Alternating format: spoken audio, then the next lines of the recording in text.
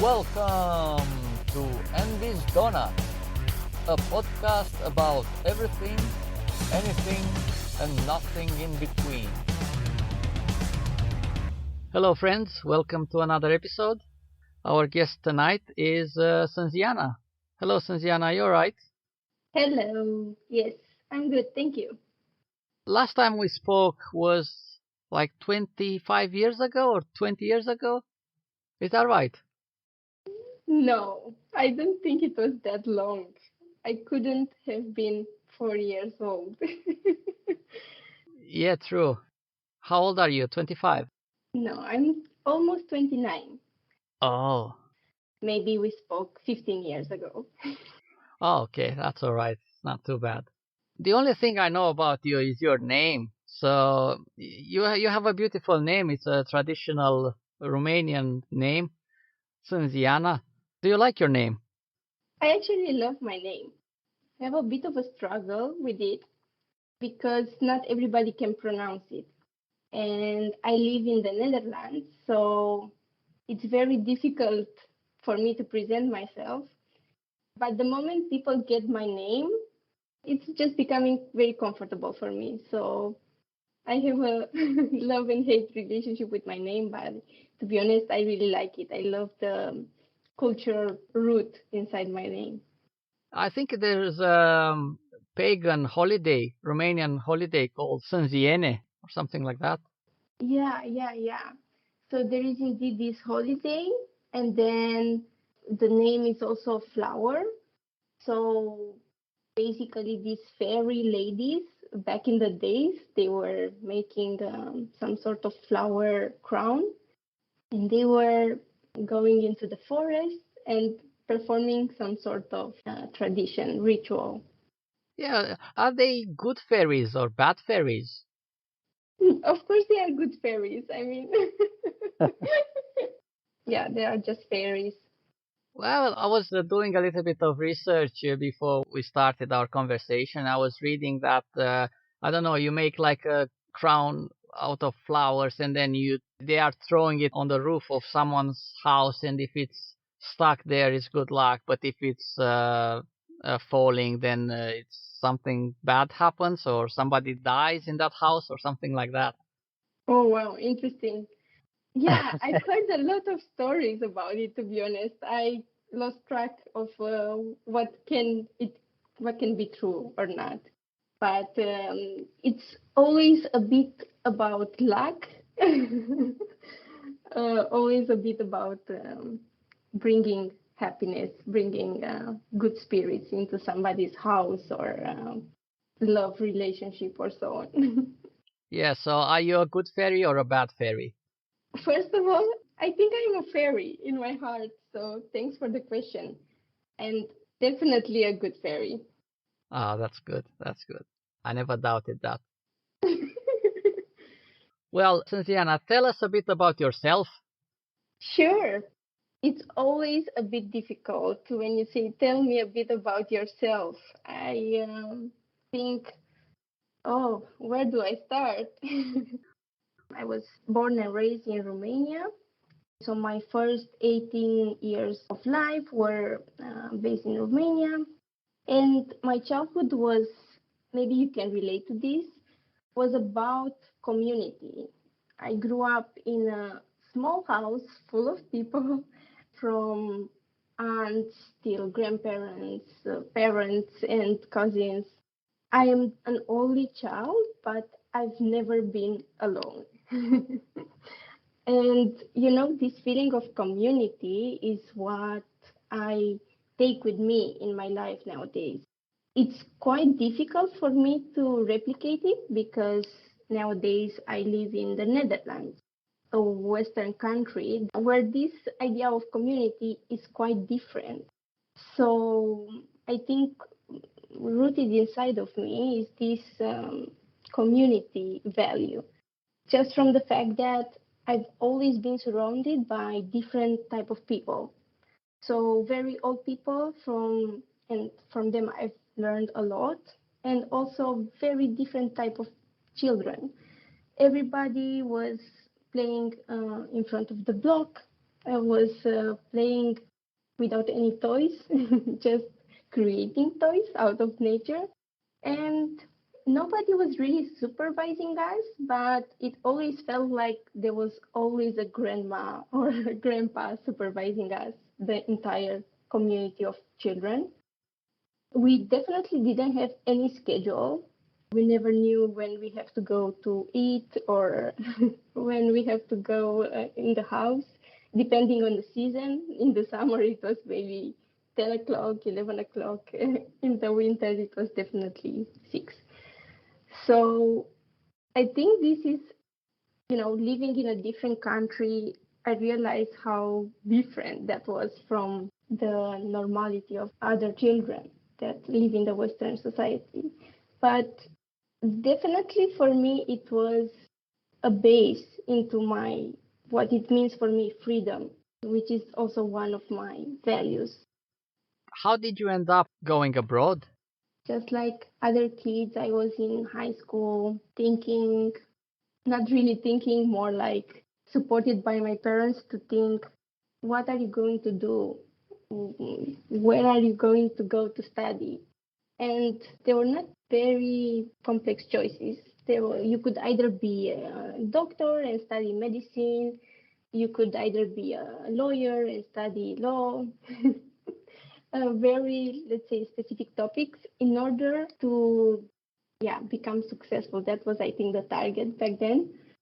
And to be honest, I've been very, very lucky. And I'm very grateful that my parents were open minded and they supported me. They said, you don't have to do one of these main activities. Nowadays, you can actually travel, which we didn't have the opportunity to do. So maybe you can just go abroad and study something else that you cannot study in Romania. And since they planted the seed in my head, I thought, yeah, that's actually a good idea. I am not sure why I thought it was a good idea. Maybe it was just like a bit of a hype back in the day. Like a lot of people were going abroad because it was finally the opportunity. Romania joined the European Union in 2007. So when I left the country was 2012. So I was grateful that my parents provided me support and I could go study abroad. But how did you know what to study? Because, I remember when I was 18 to go to the university, I had no idea what to do. So how did you know what to study? Well, that's a good question. I didn't know either. I just really know that I have to do something that I like. That's what my parents told me. They said, you have the possibility to do something that you like. Take it. So then I thought, okay, what do I like? I've been always interested in organizing things. So when I was in high school, I organized a prom for the whole high school. I organized a cheerleader team because we didn't have one, and I like dancing. So I thought now it's a chance for me to organize something else. So I've always organized events. So I told my parents, well, that's the only thing that I really like is to organize events. My dad, of course, started to laugh like, who are you kidding? You're not going to be supported financially to go and study how to organize a wedding. Is there such a thing as a university which teach you how to organize things? Definitely. There are universities where you can study business management, economics, and I personally studied media and entertainment management. So it was a study based on management where you could have an expertise in a couple of minors, such as TV production, such as film industry, and also events production. Oh, very interesting. So my core study is in management and business administration, entrepreneurship, but as a minor, I studied events production. So definitely I thought, well, I need to also make money out of this passion. So I choose to organize corporate events. Yeah, very interesting. I am currently organizing congresses and events for the pharmaceutical industry. That includes working with physicians, patients, and also my colleagues from pharma. Why would you want to be in pharma in the first place? I was always attracted to the purpose of my job. When I was young, I thought that I'm organizing events in order to bring smile into people's life, in order to bring joy, to make them happy and satisfied. And as I grow older, I thought maybe I can organize events with a bit more purpose. So in my case, working in pharma, it makes me think that I'm contributing to the world. Even though it's a tiny piece, I am making patients and physicians being able to have access to more information, which I think is always needed. Yeah, definitely. Yeah, that's a good way of seeing things. Yeah. How did it all started? What did you do as soon as you finished the university? So during my study, I went for 1 year to Spain. I went for a study exchange, and afterwards I went for an internship abroad. And during my internship abroad, I have organized parties and events for young people, for expats that were coming from Australia and US to Spain. And that's when I really tried and experienced how is to organize events for leisure and not at all for corporate work. And that's also what I realized is that it's not for me. It's fun, it's nice, but it's definitely not a lifestyle that I want. So from that point, I thought, okay, then what is that lifestyle that I want? So I just started to search for jobs the moment that I was doing also my thesis, and I got hired by an educational nonprofit organization. I was organizing events for teachers and heads of school, also with the same purpose to just get their professional development and to get more information updated with developments in education. After a couple of years, it was really nice and I loved organizing events for the education sector. I felt like I needed a challenge. So then I was looking again for jobs. And a lot of my friends from the events industry, they said, well, if you want a challenge, just go to the pharma business. That's definitely full of challenges. So I thought, Definitely. oh, whoa, what's that? Why is it so challenging there? So I work for an agency that work with multiple pharma companies such as Novartis, Abbott. So that's where I dived deep into the ocean. I've learned about compliance. I've learned about how rigorous is this ocean I was about to swim in. Even though I was still organizing events, everything was around the rules. So, were you all by yourself, or you had a team, or how is it working? Yeah, we had a very big team, and then for each event, according to how big it was, if it was, for instance, a product launch, that's where we get on board with 8 different people. One of them is the project lead, and there are multiple project managers and project executives. So then everybody has different tasks and is managing very complex activities such as transfers, rooming list, food and beverages. So according to the type of event, we had different teams, and we were Oh, also working on multiple events at the same time.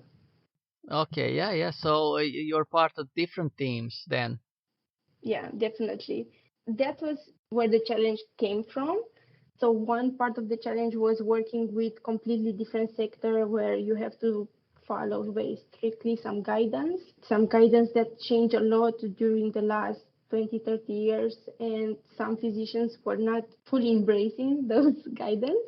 And The other side of the challenge was how to really embody this team player role, how to really be there, part of the team, while maybe other projects are not going so well as you want. So, yeah, it required a lot of flexibility, and it completely changed me as a person. Yeah, so how did you find that working with different people all the time? And was it easy for you to go from one team to another? Was it hard to adapt to different teams? Are you a sociable person? Are you easy to work with? um, for me, it's definitely easier to adapt than for more people. I was starting to tell you about my childhood also because I can now go back easily to that point. So, this freedom that I was given when I was small, this no schedule, it really came handy at times like that. When I had to work with multiple teams, I felt like I was back in childhood where I had to find my own tools and my own toys in a world full of everything. So I just have to really find out who are my people and who are just people that I need to find ways to work with.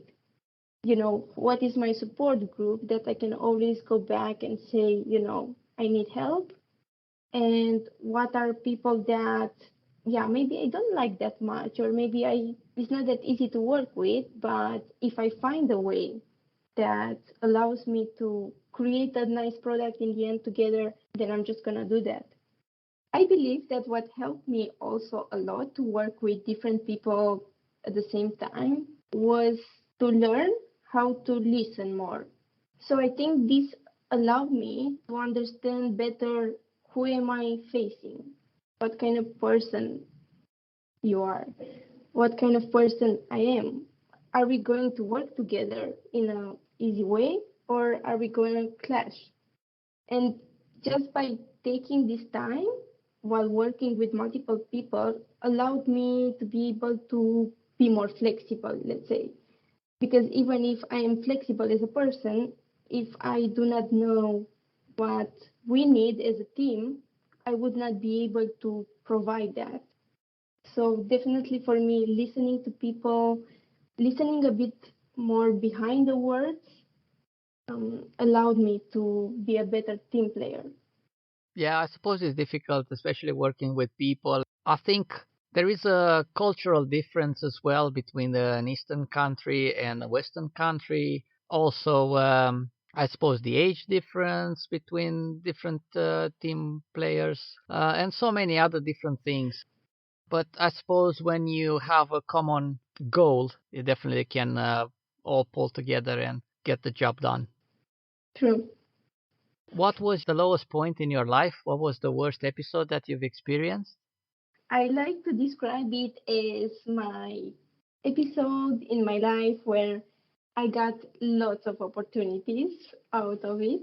But definitely, I can tell you that my lowest point was when I was 18, 19, when I left my country, my family, my friends for a, for a new home country, which was the Netherlands. It was very difficult because I was very motivated to do something else, to find myself, to express myself. But I had no idea what was expected, what I should have anticipated. Was a time when I had no friends in my proximity. It wasn't just like nowadays that you are one click away from friends. I mean, of course, I used to have Skype, but all my friends, they remained back home in Romania. They all stayed in the same city, or maybe they went to the capital. So keeping in touch through the virtual world was not so common. Definitely, just the fact that I experienced how it is to really not have any of your family, your friends, anybody who speaks your own language in your proximity. It was something that I couldn't imagine it would be so hard. When you left for studies. Is that right? Yes, correct. And when you left, you ever thought that you'll never return? No, I didn't think that far, to be honest. My main goal was to finish those 4 years of study, to get good grades, to learn a lot. Back then, I used to think quite short term. So, yeah, Yeah. of course, in the vacation, I used to go back home. My parents were very supportive. They always, yeah, they found out that it was very difficult for me. So, they encouraged me to come home as soon as possible. But, I'm speaking about the daily life. I was a girl who could go out with friends. I am a very social person. As I was telling you, for me, community was always part of my way of being. So I've been always surrounded by people. Yeah. And then all of a sudden, for the first time in my life, I've been surrounded by no one that I knew. Of course, there were many interesting people, but it was difficult for me to connect with them because I was not speaking fluently English back then. I was trying to learn this language to understand all the content from the university. But on the other side, I also chose a country that spoke a different language, Dutch. Do you speak Dutch? Yes, yes, I speak Dutch. Not at the level that I wish, but I am confident that I will get there soon. Oh, that's good. Yeah, so what kept you there after you finished your university? Good question. To be honest, all these challenges, like from the fact that I had to all of a sudden take decisions by myself. So, how do I react when I feel like the project that I've been placed in is a project full of Dutch people? They are also 18 years old like me, so you can imagine that they are not very aware of all these cultural differences, just as I was as well. So I feel rejected. I often feel out of place. And how do I react to all of these? How do I face all of these challenges? It was very frustrating back then. It was really difficult for me to cope with all of this.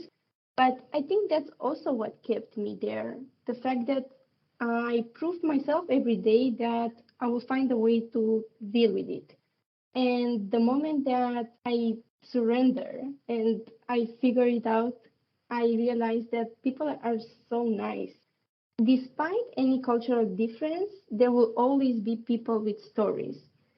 There will always be people willing to connect with me, just as I'm also willing to connect with them. So definitely people keep me there. And not per se the Dutch people or the Western people, just the fact that where I used to live in The Hague, it's such an international community. And at my work, I could find people from all over the planet, which I always loved. I've learned so much from every single individual that brought something from their culture. I love food, so the way that a Brazilian guy was expressing himself through food, it was, just another sparkle in my day. So definitely that was part of what kept me there. Yeah, do you think it was like a cultural shock when you were like 18 years old and you moved to a different country? Oh, Do you think? definitely. It was a cultural shock and a shock of who I am. Like, how do I present myself? Yeah, but I suppose when you're younger, it's a little bit easier to adapt than when you're older and, you have a family and kids and. That's something that my parents encouraged me a lot. I remember that during my last year of high school, so since I was 16, I decided, okay, I'm just going to go to the Netherlands because I went with my mom to this career fair in the capital of Romania. And we visited a couple of universities. I saw this one about including some organizing events, minors. So I said, okay, that's it. I took a decision. I went home, I presented it to my parents. I mentioned to you that my dad was a bit angry, but my mom was very supportive, and in the end, they both were very supportive. And afterwards, I was like, yeah, I already decided there is no more going back. So during the last months in Romania, I remember that I was trying to to change my path and to negotiate with my parents. Is it really necessary for me to go? Trying to challenge them. And they were saying to me, please go now while you are still very young, because it's going to be much harder for you later. You'll see. I had no idea what they mean, right? But now that I'm talking with so many people, just like you said as well, I think, yeah, they had a point. Yeah. Is that fair why you chose Netherlands instead of other country, let's say UK or some other country, France, or do you speak French? No, not that good. I don't speak such a good French, so Yeah, but I was thinking because a lot of people, when choosing to go to a different country, they will look at the language of that country as well. yeah. So because so many people from the East Europe have decided to study abroad, in the year when I was starting university, UK tripled the fee for their university. Okay. So then my parents said, look, it's no longer possible for us to support you if you choose to go to UK. What other opportunities there are? So that's where my research started, and I was looking into Denmark, where the school is for free, but then the daily life is very expensive.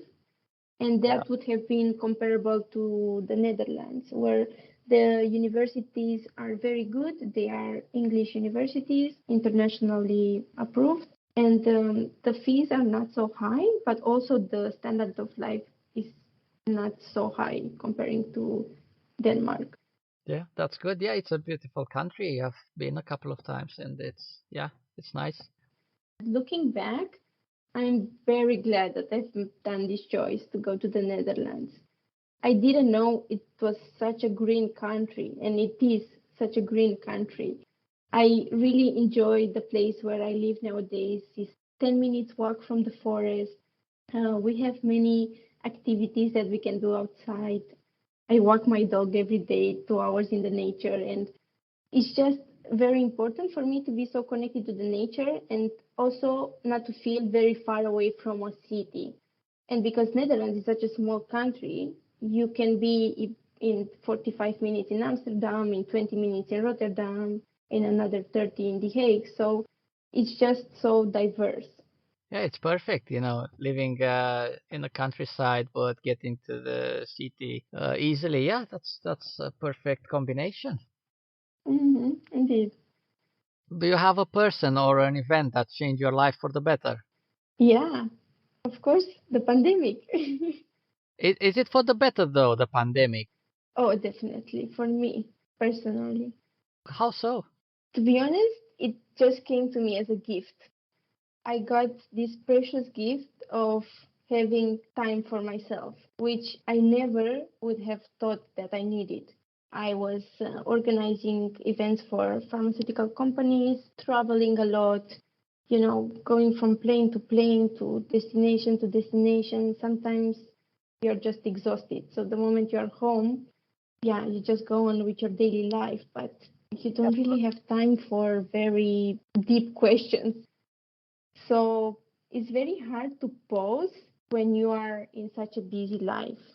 It's very hard to just be and not do when you have such a challenging job.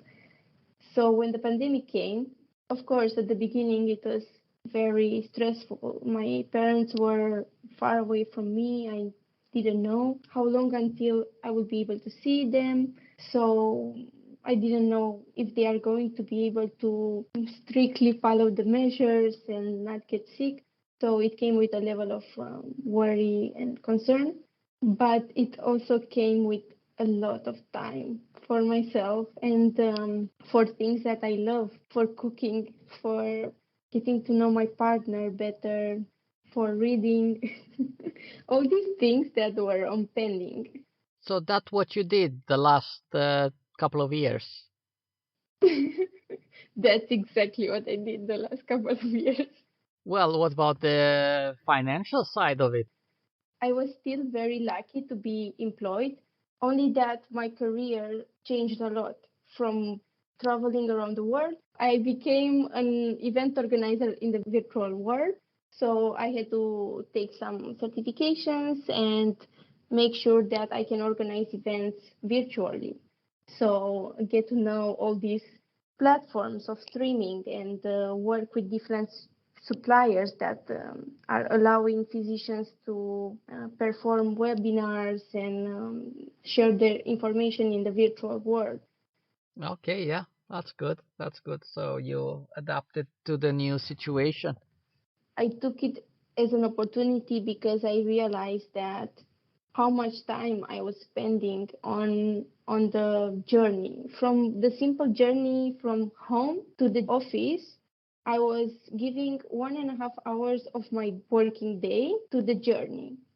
In the pandemic, I was doing my job virtually, so well, the moment it was 5:30, I had time for myself. I didn't have to travel another 40 minutes home. I just got so much time out of working from home, which I couldn't even dream for it. I didn't even know it was possible before. So I adapted, but I also got a lot more back. You said you spend your time reading. Do you have a book that changed your life or gave you some insights or changed your perspective?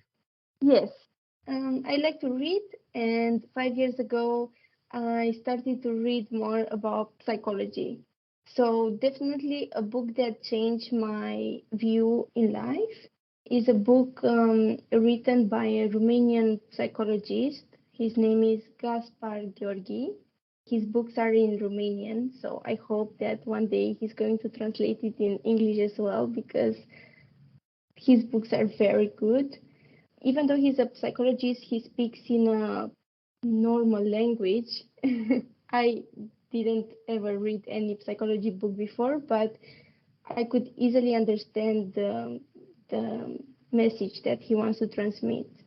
First book that I start with is called The Love Revolution, and it really intrigued me and gave me a self-awareness that I couldn't imagine before. And basically, what he's saying in his book is that the quality of your life, of one person's life, is provided by the quality of your relationships.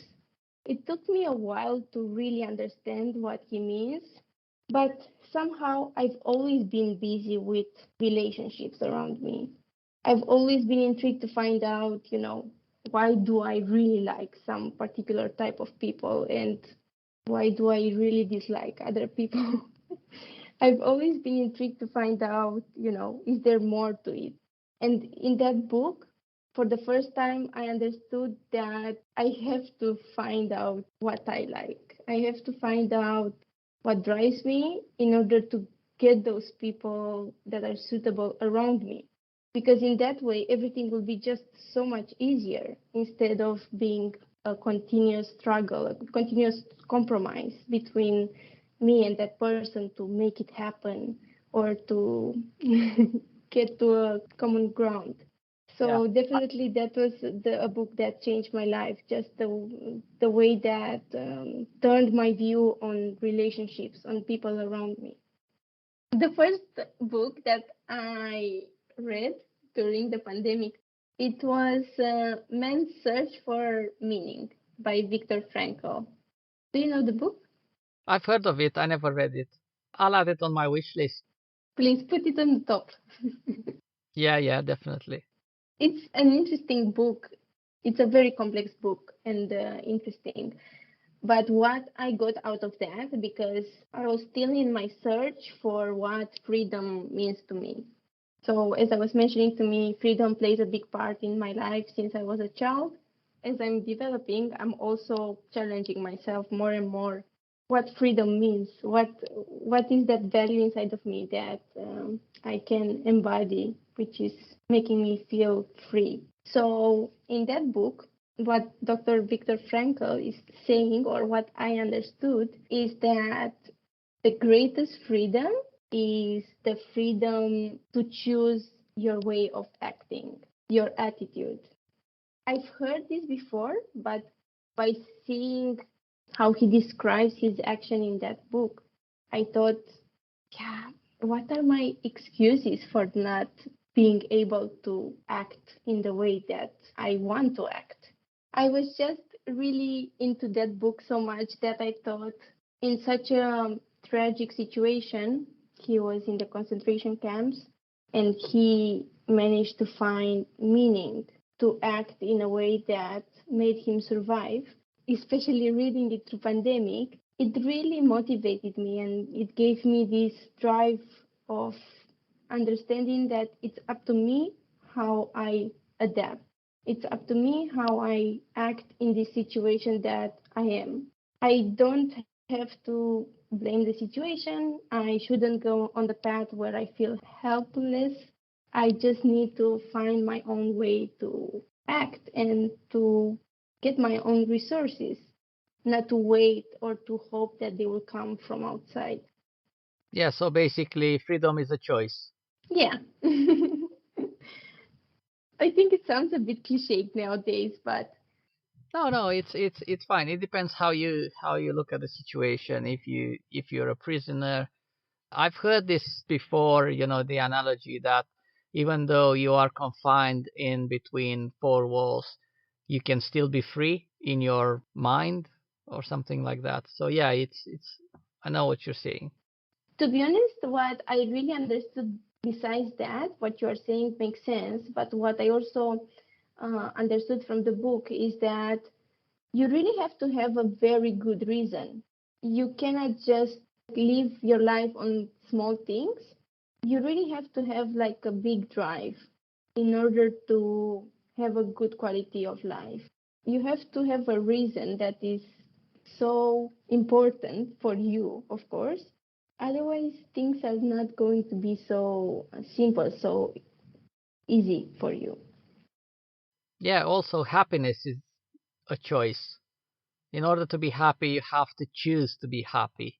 It doesn't happen. It's not like somebody will knock at your door and say, "Would you like to be happy?" Yes, and that's it. It's up to each one of us. I don't know. I'm gonna read the book and we'll have another chat on the topic.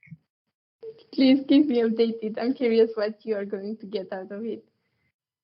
I'm not gonna ask you about your travels because you said you traveled a lot, but did you travel a lot with work, or do you used to travel, for holidays and for pleasure as well? Both, yeah. I traveled a lot with work, and sometimes I also try to combine work travels with leisure just by extending my stay in a particular country and making it into a holiday. Do you have any interesting stories from one of your travels? Yeah, definitely. But I think the one that really comes to my mind right now is the most recent travel I've done together with my partner. During pandemic times, we escaped the gray Netherlands and we went to Tanzania. None of us have been to Africa before, so we were really looking for a new experience. And again, I'm a person who loves people, and I'm so curious to find out more about cultures and differences. So I've been there with like an open heart and just so excited to meet local people. And my partner is the same. So we got to talk to few locals and we got to experience their way of thinking, their way of living, how much their living is around the nature, just like we are also trying in the Netherlands. But for them, it's just so natural. And yeah, I got a lot of inspiration out of that. From small things like we were experiencing their own food and we were eating on the floor.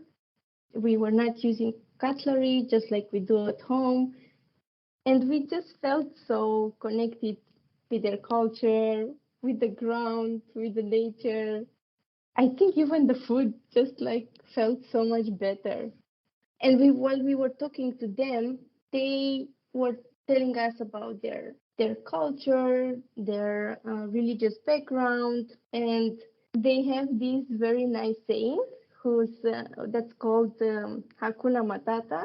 And they say it all the time, which means everything will be okay. No worries. So, when tourists come there to that place, they want thing because they are still in that rhythm of fast living. Everything should be fast, fast. And when you ask for a drink, it comes in like half an hour, 45 minutes. So I am a bit more relaxed, but my partner is Dutch, so of course he is immediately looking at the clock like, where is my drink? The waiter comes and he says, Hakuna Matata, you are on holiday, right? Simple things like that just, yeah, lifts up my Yeah. spirit.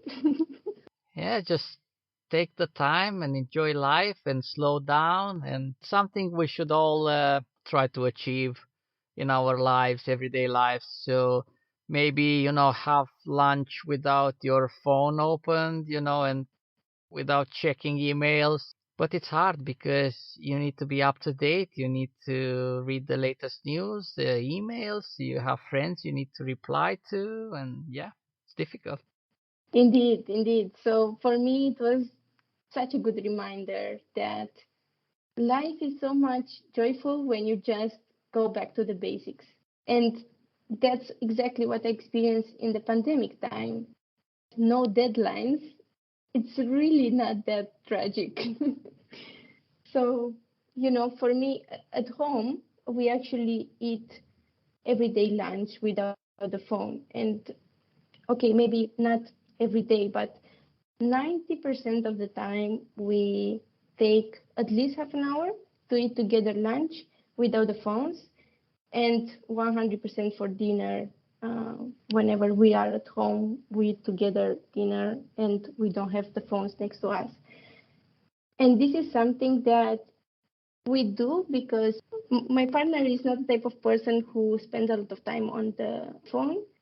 He definitely reads the news, and he is a person who reads a lot, but he has very good boundaries related to the phone, which is a massive improvement in my life since we are together. I was not that good at boundaries, as you can imagine, living as a child with no schedule. It was really difficult for me to say, or maybe it was just not a natural thing to say, I have a schedule where I am not allowed to use my phone. But for him, it was just a given. I take lunch with you because I am here with you and I really want to be here with you. So for him, it was just so natural to just not have the phone there when we are together. For me, it was definitely a challenge and something that I grew into it. Yeah, that's good. That's good. Learn something from each other, and that's definitely a good thing.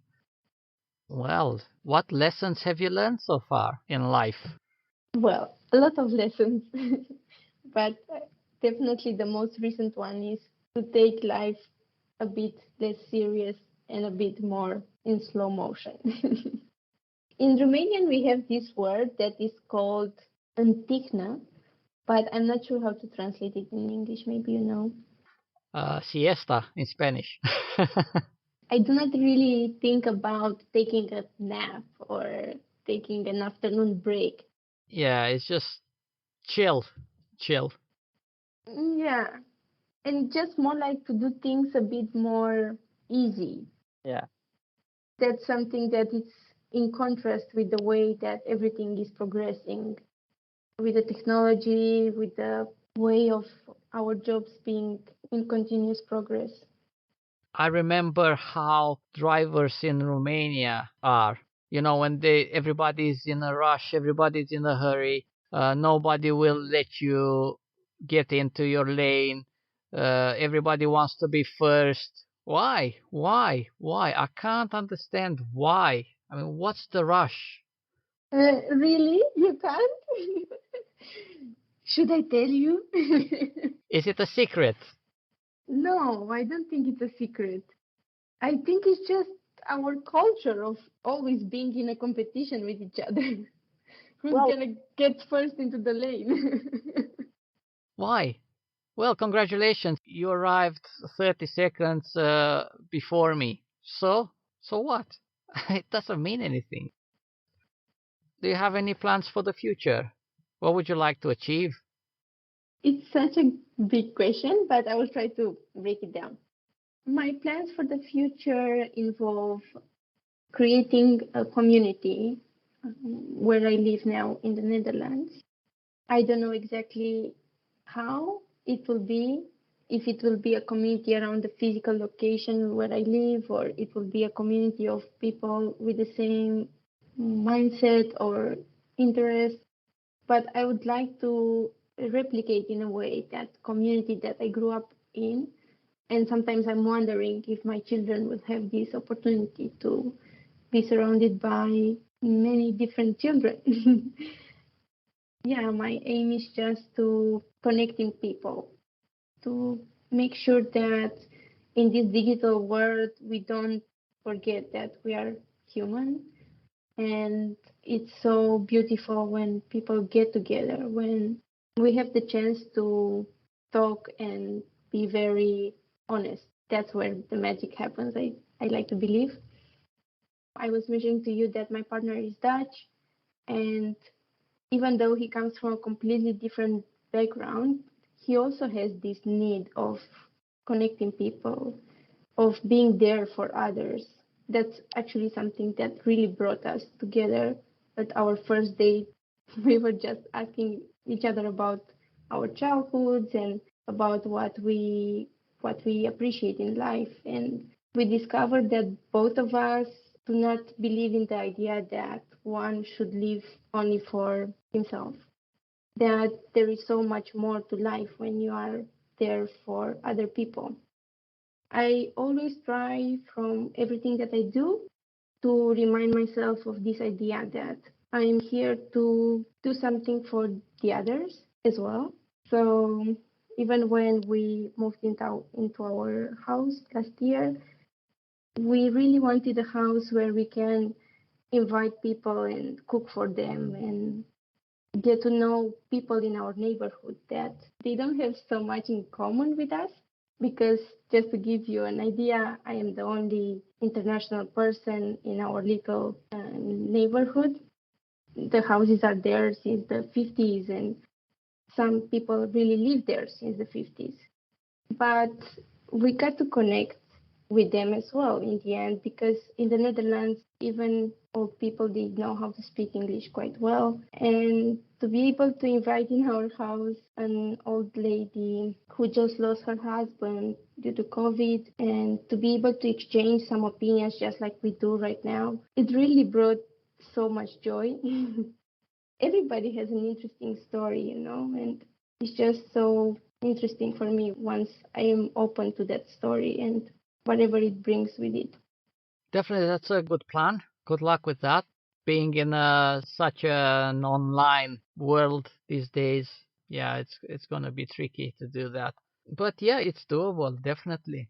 I'm the same. I'm very sociable. I try to connect with people. I'm trying to talk to people from different walks of life.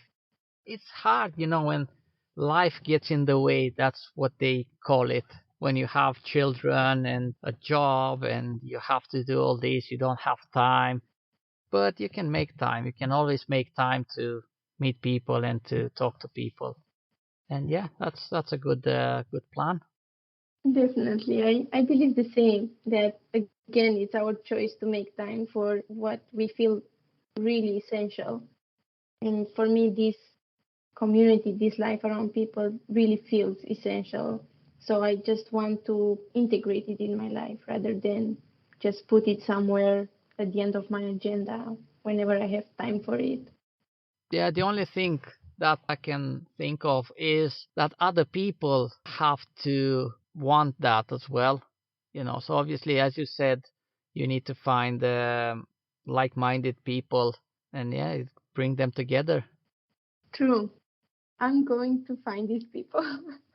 I am so confident at this point in my life that many other people have similar needs as me.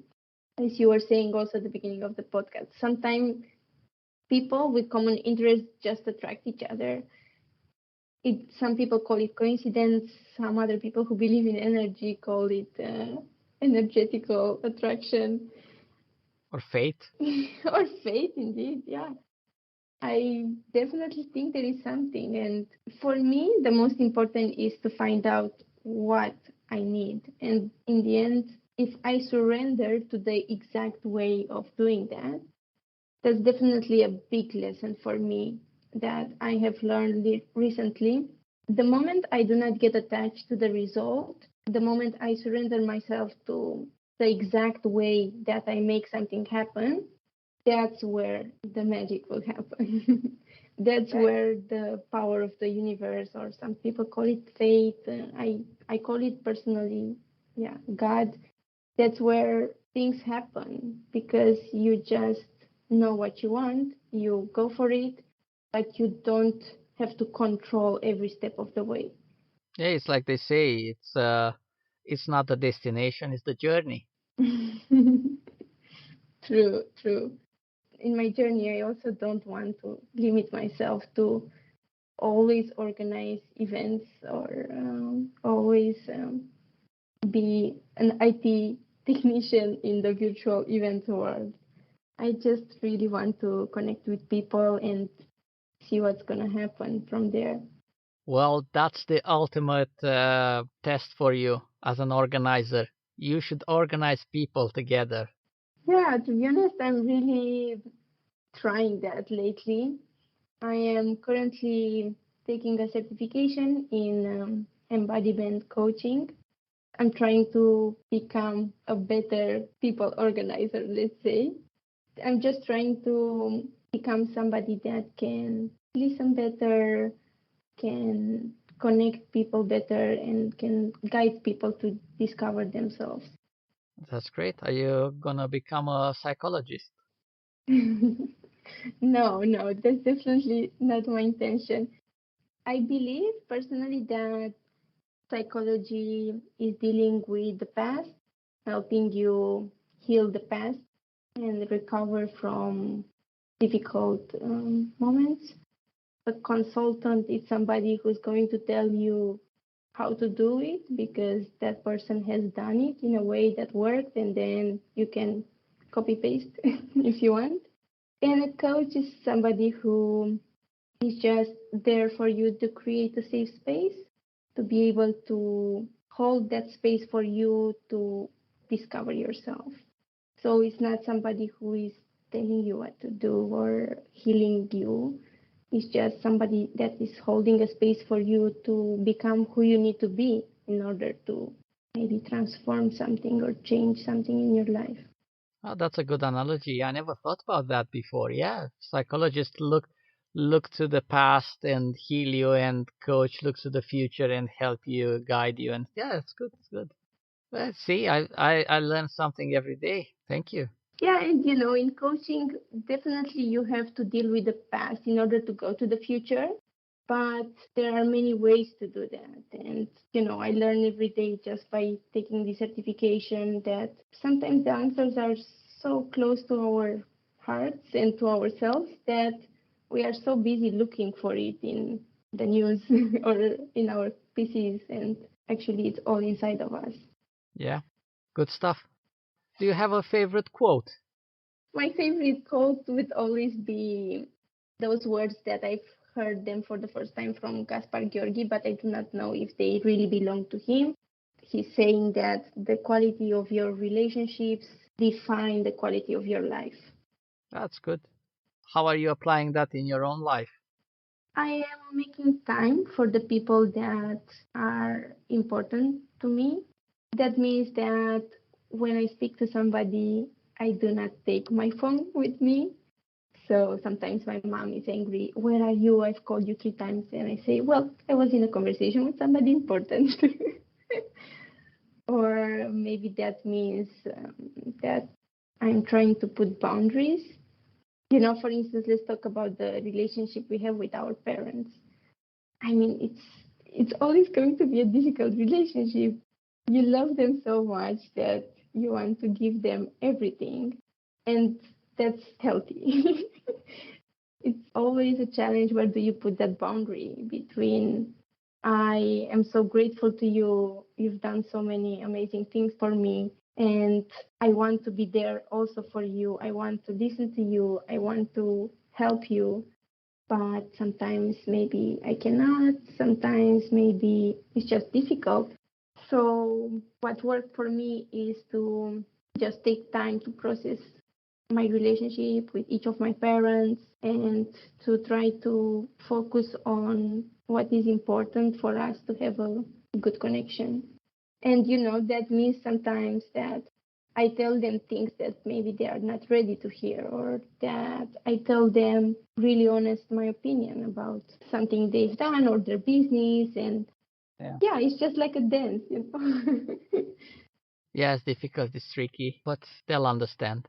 Yeah, definitely. I find it important that I try, and I really feel like it's working. When I was back in Romania and I was a teenager, I used to fight all the time with my dad. Now I definitely feel like I'm a different person, and my relationship with my dad was always a bit bumpy, but lately I learned how to express around him. I've learned how to take the best out of him, let's say. Yeah, obviously, it's only natural to fight when you're a teenager. And I think that everybody is so into fighting. Yeah, sometimes think of how I used to be and how I am. I don't know what changed, but I can feel something changed.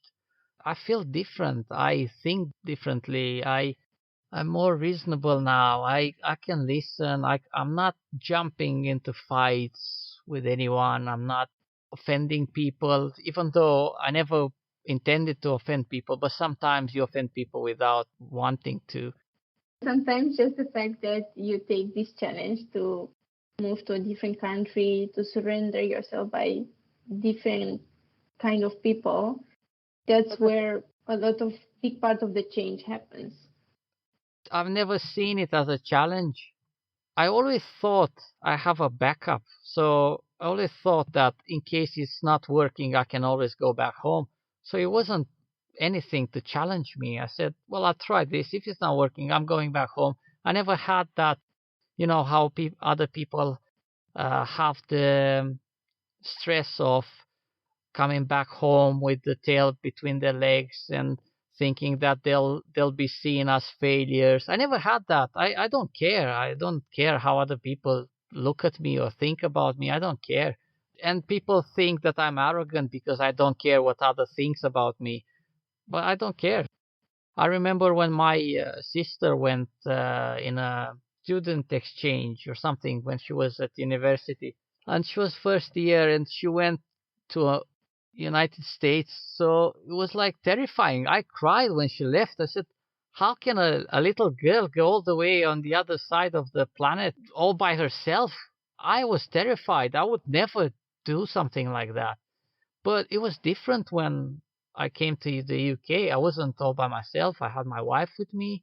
It was a short distance. Like in 3 hours, I could go back home. I had money with me. So I never had the challenge that other people might have. I know people that just left with no money, without knowing the language, and they struggle. They live in horrible conditions, and they succeeded in the end. But I never had that struggle, so I can't talk about struggle in my decision. Any stories you want to share with us? Anything you want to tell us so we can wrap it up? No, I think I have Yeah. said enough. I think I talked more than usual on this episode, so it probably I enjoyed it. So thank you so much for being with us tonight, and yeah, good luck with your life, with your plans for the future, and all that. And maybe we can talk again soon. Who knows? Thank you so much for the opportunity. I really had a good time. That's great. Okay, thank you guys for listening. See you again next week. Bye.